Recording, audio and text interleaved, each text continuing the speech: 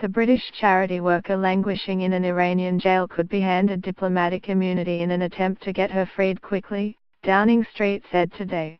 Aziza Grai-Ratcliffe, 38, is on the verge of a nervous breakdown and her hair is falling out after she was jailed for 5 years on allegations of spying and attempting to topple the Iranian regime. She has experienced pain in her breasts and was being taken to hospital for an ultrasound, which found lumps, her family said last night. A gaffe by Boris Johnson could see her have her sentence doubled, and Mrs. Zaghari-Ratcliffe is said to be angry at him for allowing her crisis to become a shambles. The Foreign Secretary is facing calls to quit if the mother of one spends even one more day in an Iranian jail as a result of his claim that she was training journalists in the country.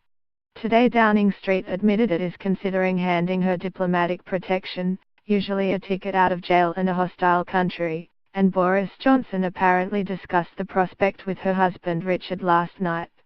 Aziza Grai-Ratcliffe was visiting her parents in Iran with her young daughter Gabriella when she was arrested by the Revolutionary Guard in Tehran airport. Michael Gove said he was not sure what Aziza Grai-Ratcliffe was doing in Iran before she was arrested by the Revolutionary Guard on suspicion of espionage. Mrs. May's spokesman said the possibility of offering Mrs. Zaghari-Ratcliffe diplomatic immunity was one of the options being considered in the case. Iranian female political prisoners and human rights activists in the same jail as Aziza Zaghari-Ratcliffe have stepped in to support her, it was revealed today. The mother of one is said to be on the verge of a breakdown after being arrested while on holiday visiting her parents with her daughter. Her husband Richard said women including Ajaz Mohammadi in the Evin jail, pictured, which is known as Evin University due to the number of academics, journalists and other professionals housed there, are supporting her. Mr. Ratcliffe told the Evening Standard, "A few of the women have been there for a very long time and make sure that everyone is kept busy.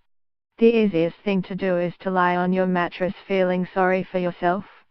They sat her down and said, "Why don't you teach English to the other prisoners?" So she does that once a week. It's a way that everybody can contribute. They have a cleaning rota, they do craft work. This is experienced women saying we will be strong and stand up for yourselves. I am thankful for all they have done for Aziza to remind her of the kindness in Iranian culture, and the hope to survive.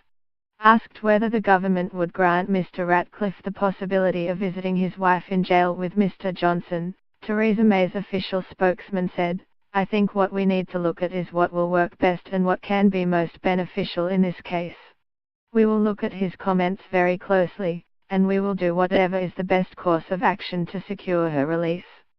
The spokesman declined to respond to calls for Mr. Johnson to face the sack, saying, "The entire government is working towards securing her release as quickly as possible."